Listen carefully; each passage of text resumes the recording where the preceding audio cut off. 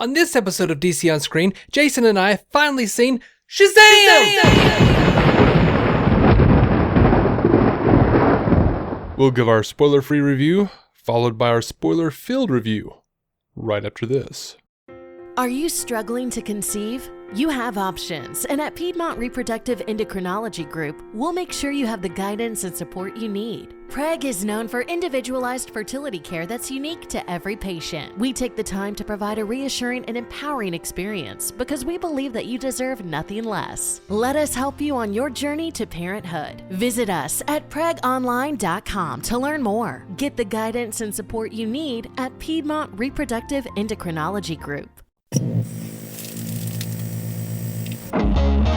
You think of Earth as a singular planet. In fact, it is anything but. For this is a story not of a universe, but a multiverse, where universes and planets, such as Earth, were replicated and mirrored across a vibrating, infinite plane.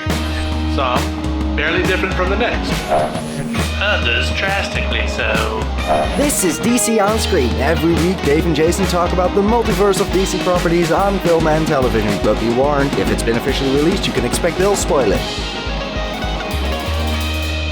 Welcome into DC On Screen episode 535. We have a little Shazam review for you guys, because we done seen it. Yep. We hit that early Fandango screening. How you feeling about it, Jason? You feeling good about it? Delighted. Were you as delighted as you thought you would be? Yes. All right, so we are doing a spoiler-free review first, if we can, here. I mean, we're going to try really hard. Yeah. And then the moment we're sure that we just can't do it anymore, we're going to say, hey, from here going forward, no holds barred. So, I was pretty delighted with this movie. Oh, yeah. It's a happy factory. I was very pleased with every cast member. Uh-huh. Yeah. Yeah. Thought Asher Angel did a really good job. Freddy's actually my favorite character in the movie. Right? Jack Dylan Grazer pretty much stole the show, right? He kind of killed it. Like, as much as I loved Shazam and even the villain, he was electrifying. Boo. I don't know. Pulled in a lot of different thoughts to pull that meme together. Yeah, it was okay. It was well done, I guess. Mark Strong was great. I liked the parents. I liked everybody in this thing. They all had good chemistry. Even the kids, which is hard to do. Child actors are hard to do. It's a bit of a crapshoot. They all did really good. They did really well. They did a really good job of putting those kids together. Zachary Levi, my lord, just fantastic. He was perfect. You know, he was perfect for this role, man. I mean, if I had one criticism about Asher Angel and Zachary Levi is that he acts a little more like a kid when he's Zachary Levi. And yeah, I'll give you that, but that tracks for me because when you're a 14-year-old boy, you're trying to act like a man, and when you're a 14-year-old boy that's magically a man, you're gonna probably show your cards and act like a 14-year-old boy. Oh yeah. Yeah, I'm down with it. So that works for me just fine. That dynamic is perfect. Yeah, he finally had the confidence to be himself, which is neat. To be a dork, which we all would be, which we all were at some point, and we all would be specifically if we had this ability. So I guess it's not really a criticism. I just thought it was interesting, more than anything. So, did you have any qualms or praises for the and I don't want to get too deep into it, but right here anyway, do you have any issues with the origin story, because they did change some stuff? No, not specifically, but it only because I don't have a deep religious convictions about Shazam and Captain Marvel's background in general. That's fair. I mean, I don't mean that to demean the character in any way. I just haven't, I don't know. I've never picked up a single issue of Captain Marvel. I'm sure I would enjoy them if I did, especially I think Bendis is doing an issue right now with him, but I just didn't get on because, just not enough time. Just not enough time in the day.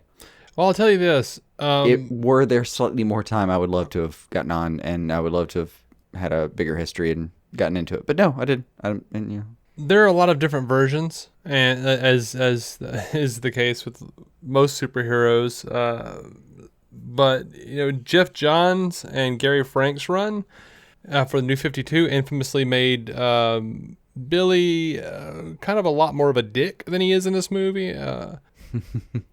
And I mean, I just read this thing that from the pages of Justice League Shazam Origins, and I was very pleased with how they did make Billy out to be somewhat of a dick in the movie, but not nearly as much. Not nearly as much. I know a lot of people have talked about the New 52 as it relates to it, and specifically like in the last couple issues of Justice League, they've had a little interview with Zachary in the back, and he talks about how they pulled from Jeff Johns' New 52 run. Mm-hmm. It was apparently very influential. Yes, it was.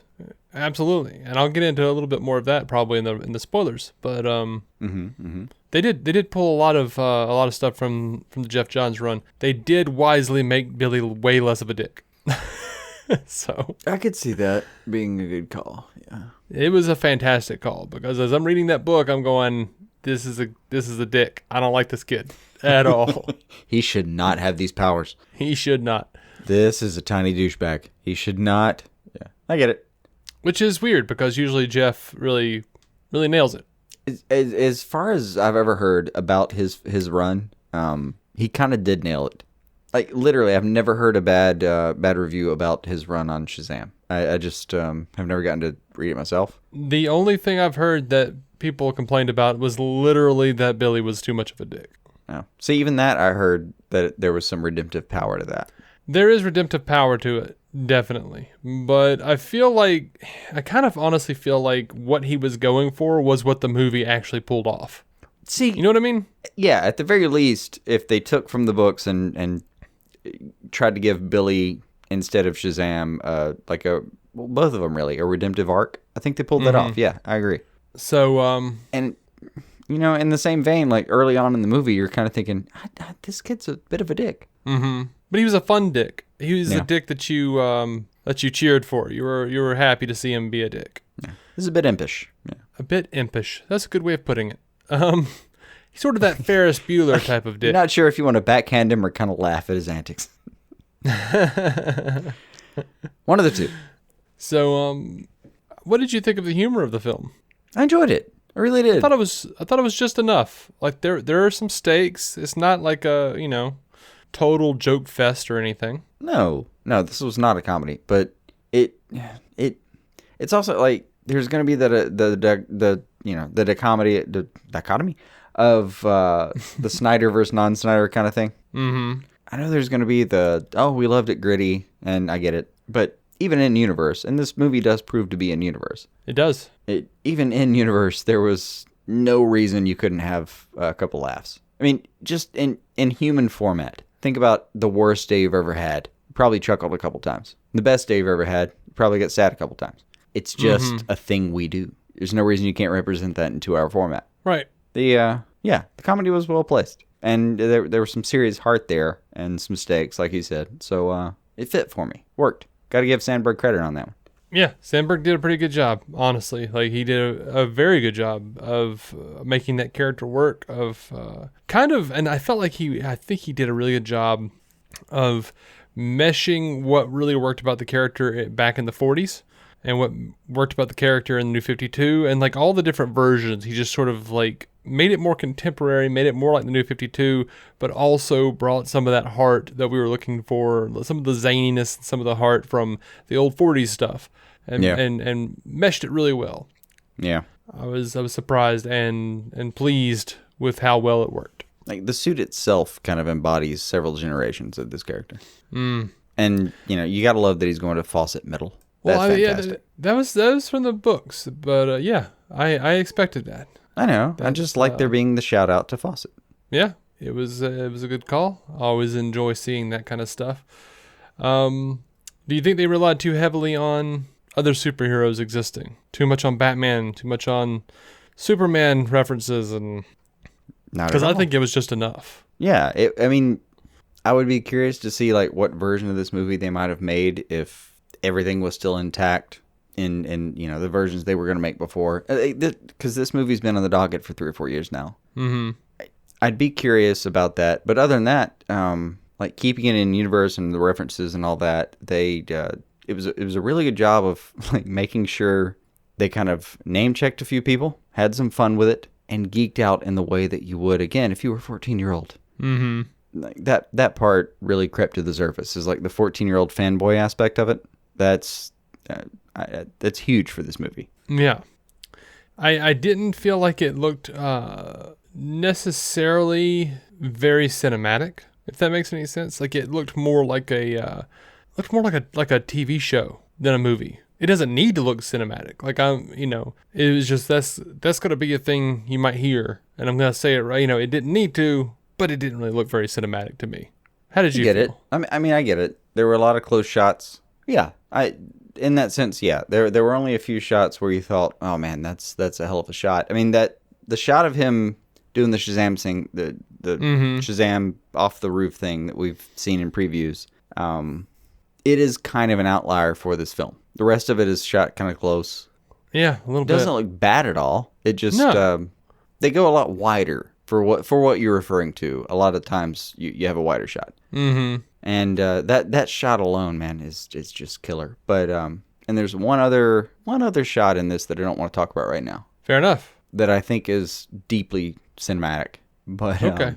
yeah, I can get that. I can get behind you on that. It was a smaller framing than normal. Mm-hmm. It didn't seem like there was as much grandeur as an Aquaman or a Wonder Woman or any of this Snyder stuff. Like all of that stuff seemed very like If anything, grand it was closer in their... to Wonder Woman because it like Wonder Woman had a lot of characters that they gave a lot of screen time to, so there was a lot of close shots. Okay, yeah, I just kind of felt like there was a difference in the cinematography. Yeah, I would it agree. just seemed a little lower grade, but I wouldn't say lower grade. It was more intimate. is that like walking into a small house and saying it's cozy? It's quaint. No, that's a shithole. Yeah. Ah? Mm-hmm. Ah? Mm-hmm. That's a reference. Yeah. All right. Yeah, I get what you're saying, but I thought it looked fine. Yeah, I thought it looked fine. It didn't look bad, but I appreciate this though. It looked like its budget. Like honestly, Deadpool looks about like that, and yes. I always like I've loved both Deadpool movies deeply, and I feel like they were shot at about the same budget or below. Yeah, I agree with that completely. It was well done. Good choices, Yeah. I will say, like, I got a little bit of CW Firestorm effect the first couple of times Shazam flew, and he was like talking and moving his head around. It just kind of looked a little wonky, but I didn't catch that. By the end of the movie, you see where where the effects budgets went. You're like, oh, okay, I'll take a little weird wobbly neck. Yeah. But it did take me out just a little bit. I'm glad you didn't notice it. No, I didn't. That worked for me. That was good. All right, so spoiler: Shazam can fly. Yeah, I don't consider that a spoiler. You'll learn that halfway through the movie if you didn't know it already. It was in the trailer, so I don't consider it a spoiler. Right. He literally says, "I can fly" in the trailer. Mm-hmm. Honestly, that's another thing. A lot of the moments in the trailers that we've seen, when they came up in the actual movie, still made me laugh. They didn't me. I was pretty happy with them, especially the office scene. It just jumps into the office and disrupts several people's day. Yeah, I think I have seen the trailers too many times because I didn't laugh at almost any of those jokes that I'd already seen the trailers. But Oh, I literally watched the trailer one time. mm-hmm. Intentionally, mind you. Were there several unintentional times? Well, previously I've been strapped down and forced to watch trailers, but that made them less enjoyable. So this time I went out of my way to make sure that I was alone on an uncharted island when I watched all the trailers. Gotcha. Yeah. Have I been one of the people strapping you down and making you watch trailers? No, it's mostly Twitter. Okay. Yeah. Because like you'll just be scrolling and you'll see it and you'll watch it again. And, just you'll accidentally just being captivated by it, watch it a couple times, and then when the moment happens later, you think, oh, I've already seen that before. Well, if you just watch it once and give it a few months, you kind of forget about that. I don't forget. I do. But as I'm doing prep for the show, like the different news sites will just run those trailers. So it's just a really I hear like the first like 4 bits like over and over again. I hate my life. I feel you. I do. I have a ton of settings on my computer and my phone that just even if they run it, I don't hear it. That's smart. That's pretty glorious. All right, so do you want to get into some spoilers? Are you ready? Yeah. I don't think I have anything non-spoiler to say. Yeah. So I'm gonna say this non-spoilery. You've missed your chance to go see this thing in advance, but as soon as it comes out on the 4th, go. Take your children. Go. Take your wives. Take your husbands. Whoever you have to drag to this thing. Your parents. People you don't even know. Just grab them. Throw them in the vehicle. That's called kidnapping. No, that's movie participation. All that's called. The cops will see it that way. You bought them a ticket. That'll hold up in court. Bought yourself a ticket to the big house. The big house. It was bad when I was doing it, and then you made it worse. That's how we work. Yeah. I'm still, legal consequences aside, I'm not sure. Grabbing a random person and taking them to this movie, I think you might be closer by the end of the day. I think you and the other person, whoever you grab, might trade phone numbers at the end of the day and say, I'll see you at a squash tournament or something. A squash tournament? I don't know. I pulled a random event out of my head. That's what came up. Squash tournament. Yeah. All right. Well, shit. I don't know. I'm going to have to start calling you Croquet Yacht match? Club. I don't know. That's your new nickname, Yacht Club. I'll see you at the billiards table, my friend. You got married, you had a kid, now suddenly you're talking about squash tournaments? What the hell? Right. Who are you? I don't know. I don't know anymore. Wearing polo shirts and khaki shorts? Is that what's happening now? Damned if I'll be in khaki shorts. I give it 6 months. It'll be jeans. Damn it all, it'll be jeans. All right, so spoilers for Shazam. I don't know. I feel like, over at the MCU cast, when they say we're getting into spoilers, someone blurts out a spoiler, like a big deal. I don't really have one. I mean, I've got one. I guess I can. All right, so we're going to spoil this movie. There's a few things that are very tempting. All right. Again, you do it then. For sure. Spoilers. Yeah. Spoilers. 5, 4, 3, 2, 1. Somebody else in Henry Cavill's costume. Someone else in Henry Cavill's costume. Maybe. Like I've heard rumors that they shot it both ways. Just in case. Just in case, and it doesn't look like Cavill's contract came through yet. So, ouch. It was nice to see the costume again, and we knew the character was still in the universe, if nothing else because of Freddy's shirt. Mm-hmm. It's the same emblem, and you can like track that S over the years. It comes up in different ways. People design it different ways. Yeah. And clearly that was the S we were that we're talking about. And you see the guy. Mm-hmm. And it's still nice to think that, Shazam and Superman are friends. I don't care what version of it is. But like you said before about Batman, the character is bigger. The character is bigger, yes. Than any actor. So I would really like to see Cavill again. But if we don't, I would too. Clearly they're keeping like that costume in universe. Mm-hmm. Hopefully that'll amount to something. We'll see. Yeah, I hope so. I was a little disappointed. It was not. I didn't. How was it? Well, I didn't expect it to be, but it was still sad that it wasn't him. You know what I mean? Yeah. I mean, it would have delighted me to an extent that I can't clearly like articulate. If I'd actually seen Henry Cavill revive the role, just to know that he was still there and they were still working on that. Mm-hmm. Because I would love that. But just to know that they've still got the same Superman in mind, and we're gonna have to deal with the casting, that alone, that's still a lot. That's still something. Mm-hmm. It's something. But yeah, for sure, I would have loved to have seen Cavill walk into that cafeteria. All right, so the thing that I would have been more excited about either way, and I know that you heard me gasp when they make it into the Rock of Eternity, and we see that little enclosure, that little jar well- busted open. Yeah, I know. I went. Oh, I was fucking with you by using the Henry Cavill thing. I know what you're really excited about. that's right. And I'm pretty sure they pulled that. I got the comic here. I'm pretty sure they pulled when Mr. Mind talks to Savannah in the prison. Mm-hmm. Okay, so Mr. Mind tells Savannah. Savannah says, "Who are you?" And Mr. Mind says, "They call me Mr. Mind, and you and I shall be the best of friends." It was close. It was close to the way they kind of handled it in the movie. Yeah, I'll take it. Yep. I was happy to see Mr. Mind. I was so happy. Little evil caterpillar. Yeah. Like it speaks to this this property that they were willing to use that as a stinger. Oh yeah.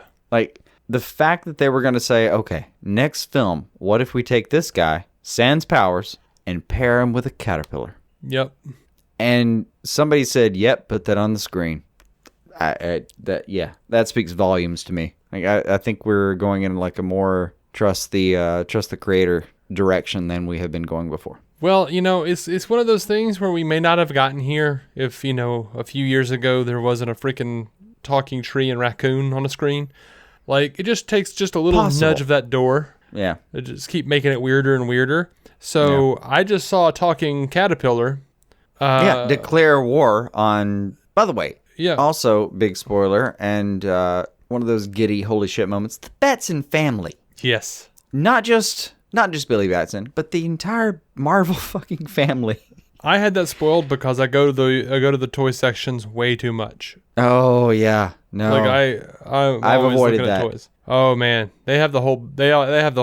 Well, I want to call them Marvel family, but they got the whole Shazam family in the toy section, man. Yeah, I don't doubt it. I have avoided that entirely. So what I saw was I was looking at the empty thrones and thought, maybe. And then, you see all the people and you think, yeah, they're playing these people up. Let's see. Mm-hmm. And then there's the moment where you see it cross Shazam's, you can see the wheels turning, and I thought, oh, hell yes. Mm-hmm. Oh, man. Oh, fuck. It was glorious. It was a glorious moment. I was really happy to see them. It was nice. They looked pretty much like they did from the Johns Frank run. I was a little, like, about halfway through the movie, I was like, how are they going to pull this off? Because I expected them, but they didn't have in the movie one of the big plot points or whatever in the book that made that work. In the book, in the Johns run, it wasn't Savannah. It was Savannah got hit in the eye or whatever, and he could see magic. And he basically brought Black Adam out, and Black Adam could track down Shazam.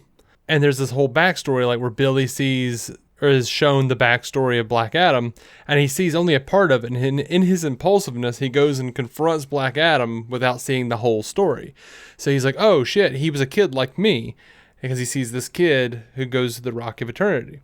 What he doesn't see is the rest of the backstory, where the kid's shitty uncle is mortally wounded, and the wizard says, you can pass on my powers to family and save him. And he gives his uncle the power, and his uncle is suddenly restored, and they disagree about how to use their power. The boy wants to use the power to save their country. The uncle wants to use it to take vengeance upon his enemies. And the Uncle Adam, breaks the boy's neck. Naturally. And takes all the power. So that whole little bit in there where you can pass it on to family would have worked, and did in the comic work very well, in as far as, tying that together. Like, oh shit, I can give my family the power as well. And they didn't really hit that beat up in the movie, but just by virtue of Savannah showing him how it's done, and him looking around and seeing like, oh, okay, cool. Like, that worked. It worked, even though I think that part was a little stronger in the book, but the movie would have been weaker for having to try to get into Black Adam fully. You know what I mean? Oh, yeah. Yeah, because for me, it's the thing, the same thing with Watchmen, where, like, in the book, the actual giant squid works just fine. but the wrapped up version where it's just Manhattan's powers alone and they use the TVs sums that up really well for screen time purposes. Yeah. And we did get to see Black Adam very briefly in like a magical, glittery form. Yeah, kind of a silhouette. Yeah, he was sort of like a little... It was like the history lesson part of the movie. Yeah. And it was like a little glittery... Which is mandatory now. 3D representation of Black Adam looking like The Rock, which was neat. Which Dwayne Johnson is apparently an executive producer on the film, along with Danny Garcia, who, reps... who reps The Rock and also Henry Cavill. So, yeah, better know what you're doing, Danny. That's the crazy part, is there's literally no reason to think that Dwayne Johnson and Henry Cavill weren't part of the filming of this thing. You just didn't necessarily see it. It looked like The Rock was. It looked like he was doing a little motion capture. Yeah, maybe. That's a little annoying. We can't kind of prove it either way. Yeah, I mean, he's also a really busy dude, so. Oh, yeah. Oh, yeah. And he's still deeply attached to the role. Like, especially if this film does well, I have no doubt that we'll see Black Adam in some form. Mm-hmm. I mean, probably sooner you got to see the than seed later. of it today. Yeah, I mean, yeah, it'll be announced sooner than later at least. But you got to see like the seed of it today or 2 weeks from now, whenever. And that's just the start for that character. Yep, I'm excited about it. I loved the Shazam family. I loved how all of them reacted. The adult versions of these characters did a really good job. Megan Good really killed it as adult Darla. Yeah. That little girl was a lot of fun. Oh, yeah. And, dude, what's his face? Brody. Adam Brody. Adam Brody? Is that his name? Yeah. He did a really good job as adult Freddy. Nailed it. Absolutely. Just fantastic. It like one of the more intriguing characters of the film, and then the superhero version of him was like, oh, yeah. Yeah, I like this guy, too. Let's keep this going. I need a Shazam, too, so we can see more of these people. Oh, yeah. Fingers crossed. I mean, we have no idea what this is actually going to do, but as far as money's concerned, I'm really looking forward to seeing what it does, though. I did miss the Billy's parents being archaeologists and Tawny the Tiger being the only piece of his family that he felt like was left. Kind of sneaking away to the zoo. I missed that, and I missed. I think I missed him empowering the tiger at the end of the story, like he did in the book. I mean, it would have been a fun way to go with it, but instead they built in his family and his connection and the loss and the gain part of having a family, and actually built in the tiger a couple ways. Yeah, they did build in the tiger a couple of ways, and I enjoyed the references to the tiger. And I have no doubt, after we just saw Caterpillar teased as the new villain, that I have no doubt that we would see Tawny in the next one. I would put money on that. I don't know, maybe. There's no way. There's no way they're not going to do it. Like I would hope that they, would do Tawny the Tiger. I would love to see, and like I don't even want like, hey, this is empowered. Vegas odds. I'm throwing my money at it, man. I don't even want like just kind of Shazam ramped up Tiger. I want like 1950s, 1940s, whatever it was, like Tawny the Tiger in like his Lieutenant Shazam outfit or whatever, Lieutenant Marvel outfit. Oh yeah, yeah. Like walking around like a person. Yeah. What's it called? Anthropomorphic? Is that right? Yes, that is the phrasing. I want like Shere Khan Shazam. Right. And kind of like Butler style. For sure. Like Butler Tawny. That would be well, yeah. I can deal with that. I mean, think about what you saw in the last few minutes of this movie, and there's no reason to think that's not on the horizon. All I know is throwing Mr. Mind in there is one step closer to Argyle. Also true. Yes, give me Ambush Bug. Give me Argyle with his little sentient sock with a Dr. Doom mask. Absolutely. Let's do that. Oh, yeah. I'll tell you what annoyed me about this film, though. This is a little hiccup that really bothered me. I guess we kind of got the answer in a way. But I would have loved to have found out what Mary's decision was about college. Because they set that up and they didn't really ever tell you what happened with that. Yeah. I mean, I guess she's a superhero now, so she can fly back home at the end of every day. Yeah, I think they just left it at the next one. I mean, the weird thing with her was they kind of picked out her and Freddy as they're the big players in the Marvel family. Mm-hmm. And they did a good job of making me care about both of them. But I don't need all the payoffs necessarily right now. I mean, in her world, she read that letter and like 6 hours later the film ends. I don't know. Mm-hmm. I know. I had a couple of acceptance letters, and yeah, that's not a 6-hour decision. Yeah, you're not wrong. I just would have liked to see that tied up a little bit. We will. We'll see her stay closer to home if I'm betting. John Glover. Loved seeing him. I always love seeing him. He plays such a good bad guy. He does. That guy is, I don't know, a charismatic dick. Mm-hmm. What's funny is I saw a few people think that he was going to be, you know, the Bryce brothers, the guys who were total dicks to Freddie and Billy. Yeah. In the books, they have a snotty piece of shit dad who looks a whole lot like John Glover. So everyone kind of thought that's who he was playing.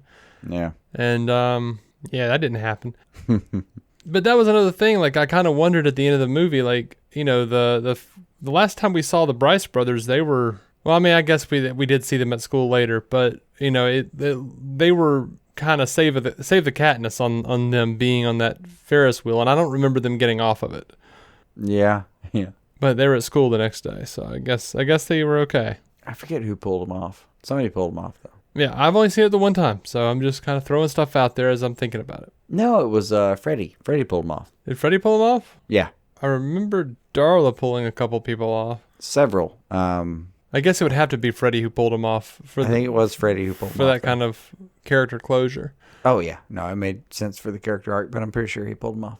All right. And then they were deeply embarrassed when, you know, Marvels started showing up for lunch. Mm-hmm. I love that, though, too. He comes in, hey, buddy, and I'm sure these people are cool, too. Well done. Yep. Oh, man. So, do you have anything else? Because honestly, like, it was just a really enjoyable film. I really liked seeing all the superhero power tests, and Oh, that was fun. I'll gladly watch this film again. Yeah. I'll gladly purchase this film and put it on my shelf. Yeah. Yeah, I don't think I have anything else. Oh, except that it was just nice to see the Batarang used. Yeah, for a second I was like, are they doing some kind of enchanted Batarang? What the hell? No, it made sense in story, and it was a little bit delightful to see, like, the certified bullet Superman. I've got a Batarang, so-and-so, blah, blah, blah. Mm-hmm. Oh, that was something I had a question about, because I don't remember anyone explaining what the 7 deadly sins were to Billy, much less his entire family. But they all seemed to know what they were pretty thoroughly. I mean, to some extent, I just feel like they're ubiquitous, you know? Like, it would take me a minute to sit down and name them, but I feel like anyone could sit down and name the 7 deadly sins. Yeah, but if I just saw those monsters running around, I wouldn't go, oh, those are the 7 deadly sins. Especially since Envy was inside of Savannah the whole time. So it was like 6 deadly sins. You know, but their family like pieced it together, like, oh, he's Envy. Well, it wasn't so much the family; it was just Billy that pieced that together. Well, that when he walked in, when they were kidnapped by Savannah, they were all like, he's got another demon in his eye. Well, they knew 6 was not 7, but they didn't necessarily know which one. Well, did all 7 come out in the Rock of Eternity when Freddy hit him with a Batarang the first time? Yeah, I think so. Okay. I think there was like a moment where he was truly mortal, and they all came back. Okay. Again, we both saw it one time. I think that's how they went down. All right. Not trying to be a dick about the movie, just trying to figure out what the hell happened. And I'll give it this though, like, you just have to give it a little bit of a leash on, like, Billy being clever enough to go, yeah, I think I figured out who everyone is. Like, Gluttony, he was pretty clear. Like, you know which one that one was. Mm-hmm. After that, for me, it was all like, Gargoyle. I don't know. I think I need a minute to study it. But in all fairness, if I was battling these creatures, I'm pretty sure I would register more than if I was just watching them on the screen like I was today. Yeah, I was a little like I did feel like there was a little bit of a disconnect with me on what those. They just seemed like they all had kind of the same power, all of the sins, and they just had a predilection for certain types of people. You know what I mean? Like, because like Savannah's like, oh, greed, you can have them, like, because that's who. Yeah, it didn't seem like they had any specific power. Like this wasn't like Good Omens or something. Mm-hmm. It wasn't. It just seemed like they were demons and they were just let loose in a confined space. Yeah. And they just kind of, ate and killed, whatever. Yeah. Just maimed, killed, maimed, whatever. I thought it would.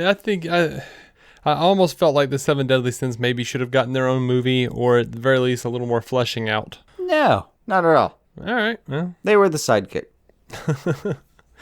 They really were. They needed no fleshing out whatsoever. It's the Seven Deadly Sins. We know they're terrible. They're called the Seven Deadly Sins. And when you let them loose on a room of people, they literally chew through those people. Mm-hmm. I'm good here. Yeah, they just weren't fleshed out in any way that we like knew who they were going after necessarily, like, or what they, if that makes any sense. But I guess, envy, like who or why, like why would they be drawn to this person as opposed to another and stuff like that. I get that, but I didn't need anything for that.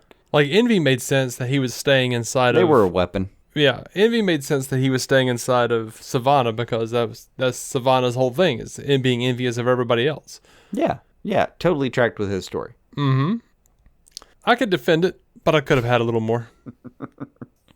If there was some scene where like each monster got its own, archetype that it ate or destroyed or ripped apart or whatever, in its own, again, archetypal way, where, gluttony ate somebody and whatever. But yeah, like we could have done that, but I don't know, man. Sandberg did Annabelle, and his buddies with James Wan. They might just, make a whole little Shazam universe if this is successful. Each sin gets their own movie. Part of me would say like, no, this is not the Fox universe. It's not the Fox universe anymore, though. Yeah. All right. Well, I don't know. I think I'm done. I think I'm good. Yeah. I don't think I have anything. I really enjoyed it. Yeah, it was fantastic. Really enjoyed it. The wife said she wanted to watch it. We'll probably just watch it at home because I've got a 4-month-old. Mm-hmm. I don't think I can watch her long enough for the wife to go out and watch this movie. Oh, sure you could. Yeah, but it's a scheduling situation. Well, man, I say we call it. Call it. You guys, go out and see Shazam, and enjoy yourself. I guess at this point I'll bring up that we do have a Patreon, patreon.com/DC on screen, and $5 a month gets you a lot of extra content. So we do Jason's pull list where you talk about comic books, and we do Marvel reviews over there. And one day I'm going to read something to review. And we got some B-roll and some stuff that's coming up very soon. So get on over there and hit it up. Give us your money. We need it for comic books. I'm already paying for those. Oh yeah, for microphone. We got microphones, but we just got them. Yeah. Because of previous people. But, we'll be able to do more with the show. That's on a credit card. We're trying to pay that off. All right, guys. We'll be back in a few days with a review of the Black Lightning finale and sort of season 2. Mostly season 2. Until then, keep some DC on your screen. Nicely done. Barbershop style. Yeah, that was weird. Yeah. I feel dirty. You should. Go wipe yourself off. I did pee a little. Perfect. It smells like bubble gum. That's exactly. It should smell like popcorn. Damn diabetes. That's why. Our opening narration was from Dan Jurgens' The History of the DC Universe, Part 3 of 10, as featured in DC 52, Week 4. It was performed by me, David C. Robertson. Intro music by Jason Goss and Michael Shackelford. Michael's band, Future Elevators, could be found on Spotify or future-elevators.com. Our introduction was performed by Effie Ophelders of the fantastic podcast Stealing the Remote, which lives on SoundCloud. It can also be found on iTunes and Stitcher. We are proudly in partnership with TV Time, the TV show calendar and social media site that lets you keep track of what you're watching, what your friends are watching, and where you all left off. DC On Screen is a maladjusted production. Visit maladjusted.tv for more from me and Jason, including sketch comedy, an improvised web series, vlogs, parodies, and more. Are you